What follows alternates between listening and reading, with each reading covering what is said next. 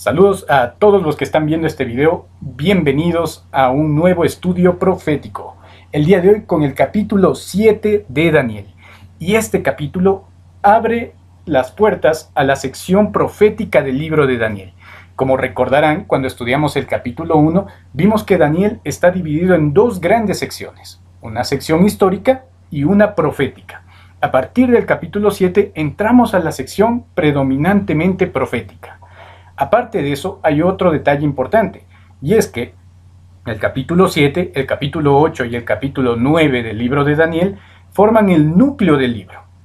Si ustedes recuerdan, decíamos que cuando un escritor bíblico quería enfatizar una idea, éste la ponía en el centro del escrito. A esto se lo conoce como una estructura quiásmica. Dentro de la estructura del libro de Daniel, estos tres capítulos conforman el núcleo.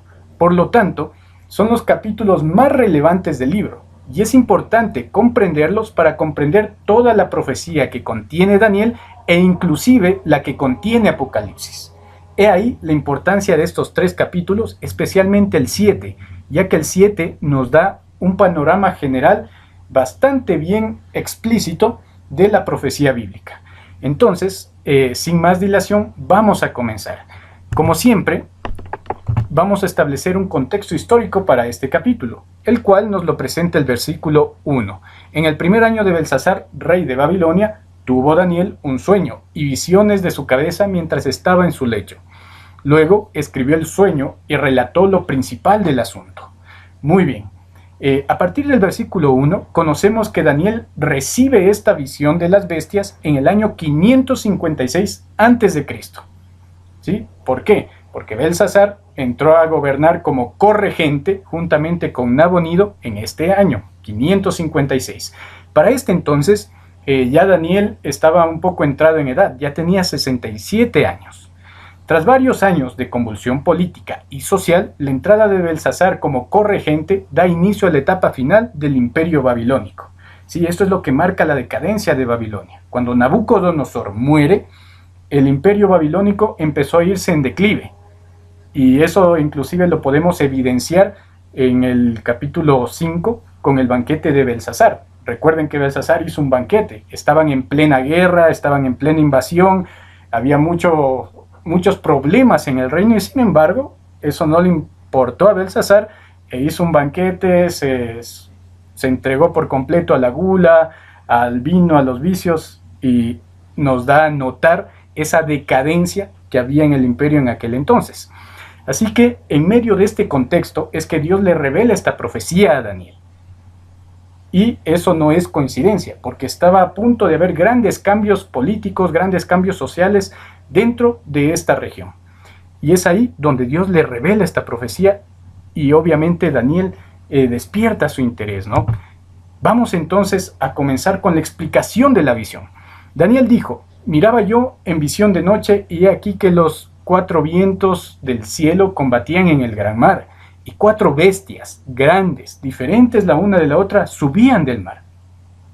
Estos dos versículos marcan el contexto en el cual se empieza a desarrollar la profecía, y está cargada de simbolismo. Ahora, en este estudio no vamos a entrar a detalles acerca de las convulsiones políticas, sociales, de los cambios que se dieron, porque en el capítulo número 2 ya estudiamos eso. Si quieren complementar el estudio del capítulo 7, les aconsejo mucho que vayan a ver el video sobre el capítulo 2, ya que ahí explico con más detalle esta sucesión de imperios que simbolizan las bestias. En el caso del capítulo 2, la estatua de Nabucodonosor. Ahí también explico cómo entraron, cuándo entraron, cuáles fueron los movimientos políticos, militares que se dieron alrededor de estos reinos. ¿Sí? Entonces allá lo especifico mejor. Acá solamente voy a hacerlo de una manera general y recalcando el simbolismo de cada cosa, ya que los símbolos que se nos presentan aquí en este capítulo 7 son muy importantes para el resto de profecías de Daniel y de Apocalipsis. Por eso es importante que tengamos claros estos simbolismos que vamos a ver a continuación. En primer lugar, y de paso, aquí les dejo las citas, ¿no? No vamos a leer todas las citas, pero cada símbolo, cada parte está respaldada con su respectiva cita bíblica. Recordemos que la Biblia es la que explica la Biblia. No una cosa ajena, no nada fuera de la Biblia, no. La Biblia se interpreta con la propia Biblia. Y vamos a ver el significado de estos símbolos. El número 4 en la Biblia representa un alcance global. Es decir, Daniel está diciendo, vi a los 4 vientos que combatían en el gran mar. En otras palabras, lo que está por suceder a continuación en la visión es de alcance global, tiene una importancia para todo el mundo. Especialmente las últimas partes de esta profecía tienen un alcance netamente global. Y esto lo recalco porque hay ciertas interpretaciones proféticas que solamente enfocan la profecía en la tierra de Palestina o en la tierra de Jerusalén, de Israel, y allá enfocan todas las profecías. Sin embargo, desde el inicio, Daniel nos deja claro que estas profecías no solamente son para esta región, sino que estas tienen un alcance global, y lo que vamos a ver a continuación es de importancia a nivel mundial, ¿sí? Ojo con eso. Segundo, habla de vientos, habla de los 4 vientos. Los vientos en la Biblia representan luchas, conmociones y guerras. Luego nos habla del mar. Esto simboliza muchedumbres, pueblos, lugares muy poblados. Y finalmente se nos habla de 4 bestias. Estos representan reinos y gobiernos. En otras palabras, lo que establecen los versículos 2 y 3 es que todos estos imperios, estas bestias, estos reinos, estos gobiernos que surgen de lugares poblados, ¿sí? Surgen a través de guerras, de combates, de conflictos, y lo que ellos hicieron o van a hacer y están haciendo tiene un alcance global. Entonces, así es como nos presenta Daniel la profecía. Ahora bien, el versículo 17 es aún más explícito. ¿Qué son estas bestias extrañas que aparecen en este capítulo? Dice el versículo 17, estas 4 grandes bestias son 4 reyes que se levantarán en la tierra. Inclusive algunas versiones de la Biblia, en vez de traducir reyes, traducen directamente reinos. Porque sí, el rey está a la cabeza del reino, pero en sí lo que está hablando aquí la Biblia es una sucesión de poderes, no simplemente de reyes. Es un poco más abarcante, ¿ya? Entonces, continuando. Vamos con el primer imperio. El primer imperio está representado por un león alado, un león con alas de águila, nos dice la palabra de Dios en el versículo 5. Este león representa directamente a Babilonia. Y es más, yo les aconsejo mucho que lean Jeremías capítulo 4. En Jeremías capítulo 4 se dice directamente, el león es Babilonia. Son los caldeos, es la tierra de Sumeria, de Caldea, toda esta región es el león. ¿Sí? Y también se nos presenta el simbolismo de las alas de águila. Las alas de águila en la Biblia representan velocidad y agresividad. Aparte de eso, culturalmente hablando, si ustedes pueden ver en la esquina inferior derecha, van a ver un león alado. Este era un símbolo muy común en Babilonia. Podías encontrar el símbolo del león alado en muchos lugares, templos, edificios del gobierno, en el mismo palacio del rey, y el que están viendo en pantalla es directamente un león alado que se encontraba en la puerta de Istar. ¿Sí? La puerta de Istar, dedicada a esta diosa, era la entrada a la capital del imperio babilónico, y estaba llena de estos leones que eran como sus guardianes. Así que el león era un símbolo muy usado. Es como que Dios a propósito puso todo esto, ¿no? Para que estemos conscientes y sepamos en qué momento comienza la profecía. Ahora, este detalle también es importante, porque hay algunas interpretaciones proféticas que dicen que los imperios universales comenzaron más antes, desde Egipto o desde Asiria, y comienzan a contar desde allá. Sin embargo, en la profecía bíblica y de Daniel, siempre vamos a encontrar que el inicio de la profecía por lo general se da con Babilonia, no con Egipto o con Asiria o más adelante, no, se da con Babilonia y se extiende hasta el tiempo del fin. Ese es un detalle importante, y aquí Dios nos deja claro que el comienzo es aquel león alado, y ese león es Babilonia, está en la propia Biblia e inclusive en su propia cultura. Luego también se nos menciona que este león se paró en 2 patas y se le dio corazón de hombre. ¿Qué significa esto? ¿Qué representa? Esto es la pérdida de su naturaleza de fiera. Un león que ya no actúa como león, ya no tiene esa agresividad, ya no tiene esa ferocidad. Como les mencioné hace poco, cuando Babilonia sale del gobierno de Nabucodonosor, Nabucodonosor murió, empezó a haber una pugna de poderes. y una decadencia social, una decadencia política, inclusive una decadencia moral. Es así que perdió esa naturaleza de león. Por eso cuando los persas entran a conquistar, pues lo hicieron con bastante facilidad, ¿sí? Entonces, lo tenemos ahí. También esta expresión nos hace alusión a Nabucodonosor mismo. Si ustedes se acuerdan, en el capítulo 4 de Daniel, vimos cómo Nabucodonosor fue condenado a pasar 7 años con las fieras del campo. Y dice que le fue dado corazón de bestia.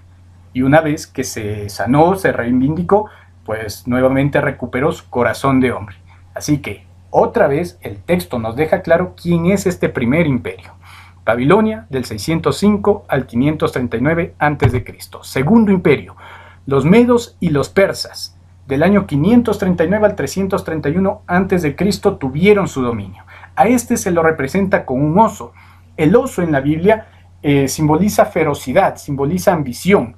Y el versículo de Proverbios 28:15 es bien explícito al decir que el rey, el gobernante que explota a su pueblo económicamente hablando, pues es como un oso, ¿sí? Se lo describe así. Y no es coincidencia que los persas hayan sido prácticamente el primer pueblo en imponer impuestos a todos sus súbditos, ¿sí? Y lo cobraban en plata, literalmente en monedas de plata.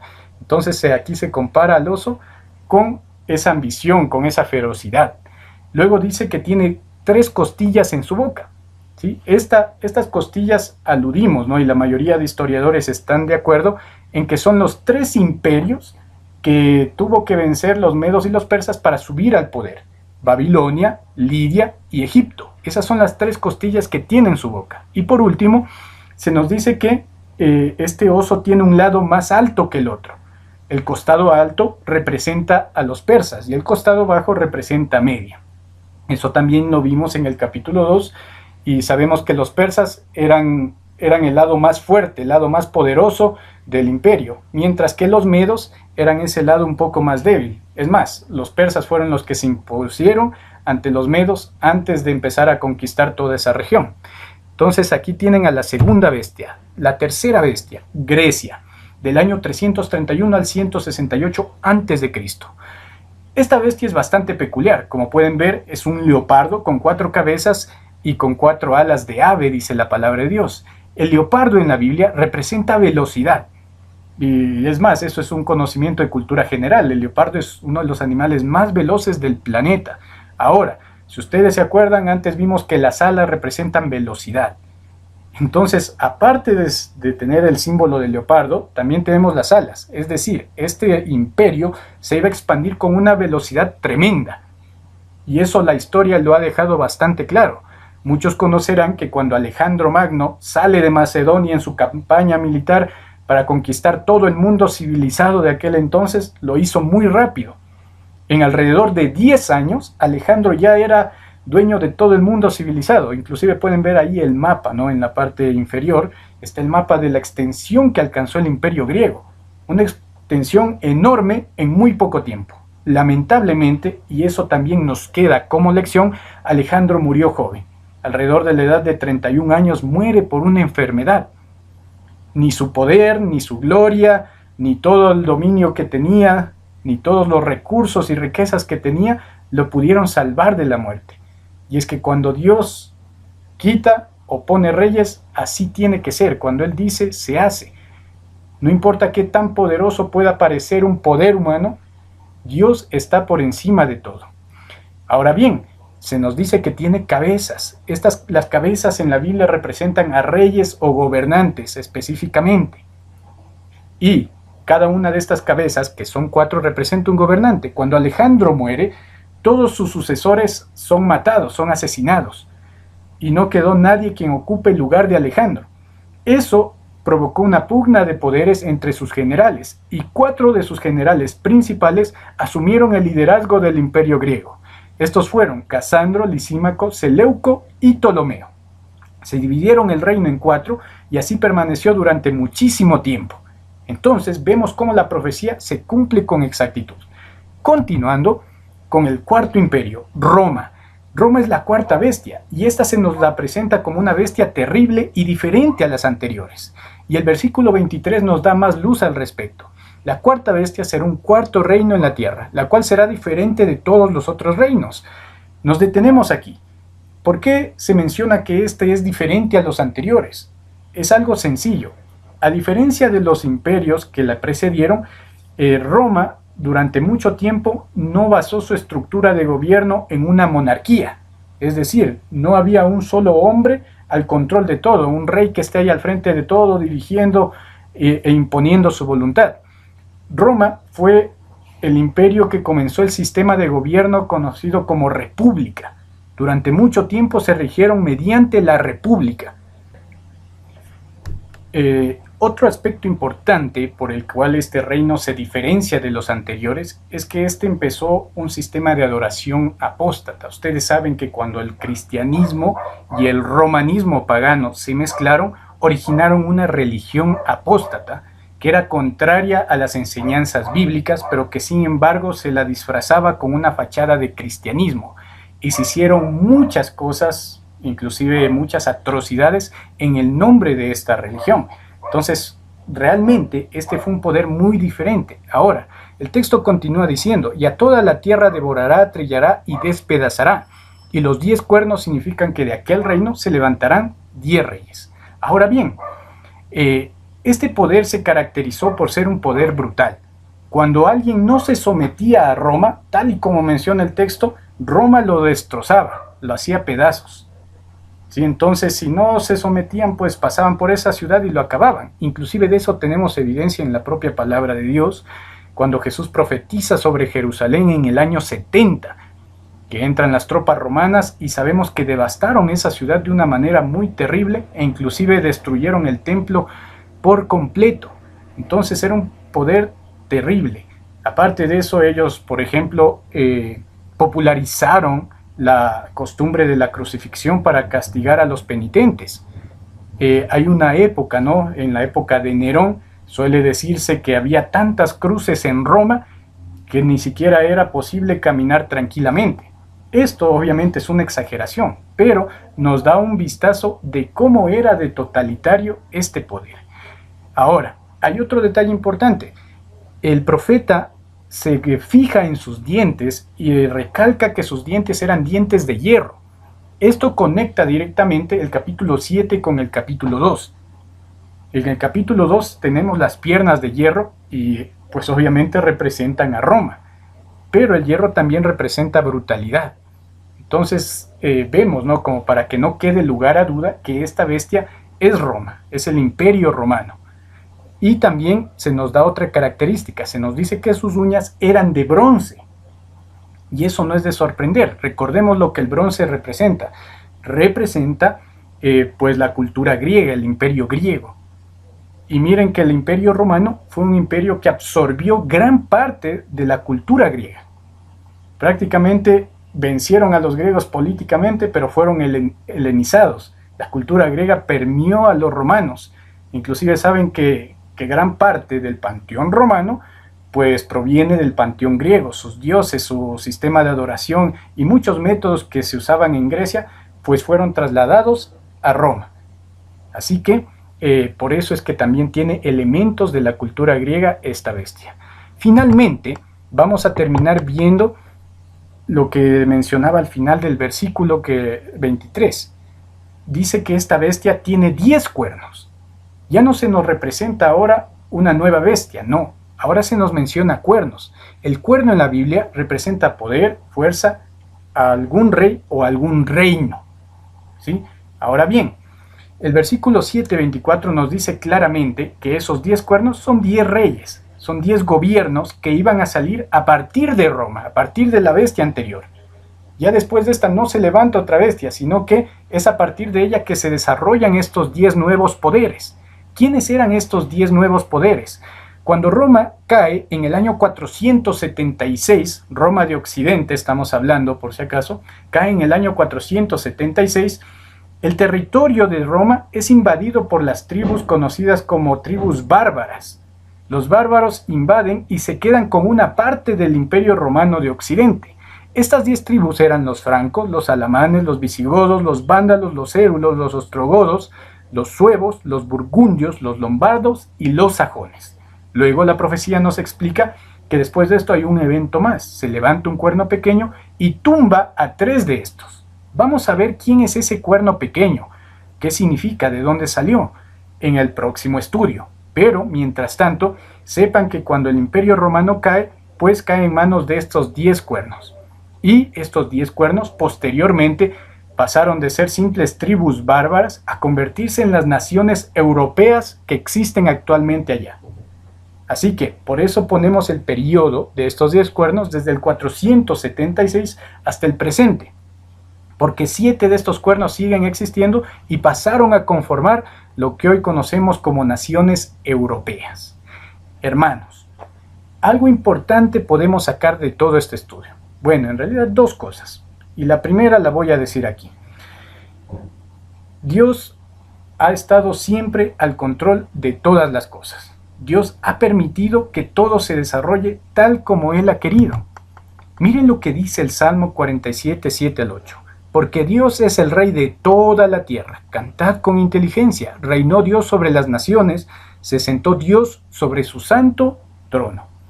Hermanos, debemos tener por seguridad que el Señor está al frente de todos los movimientos políticos que se dan en este mundo.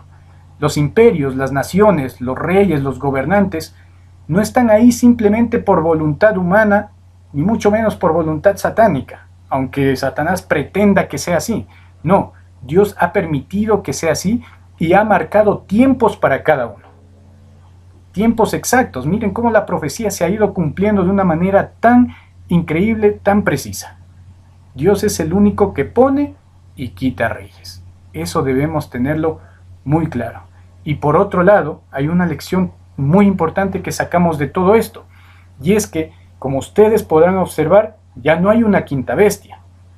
Y en este cuadro comparativo entre Daniel 2 y Daniel 7 pueden ver el paralelismo, ¿no? La cabeza con el león, los pectorales con el oso, los glúteos con el leopardo, las piernas con la bestia sin forma, y finalmente están los pies, los cuernos y el cuerno pequeño. Estamos ya al final de la historia de la humanidad. Estamos en los pies, estamos en los cuernos. Solamente falta que Cristo Jesús venga a esta tierra. Hermanos, la venida del Señor está cerca. Preparémonos, busquémoslo, estudiemos su palabra, continuemos con estos estudios. En breve vamos a comenzar con el análisis del cuerno pequeño y vamos a ver quién es este poder y cómo ese poder influyó en la historia e influirá en el futuro, en tu vida y en la mía. Pero si estamos de la mano de Cristo, siempre vamos a salir vencedores porque Él es el verdadero Rey de este planeta. Que el Señor los bendiga, no olviden suscribirse al canal y nos vemos en el próximo video.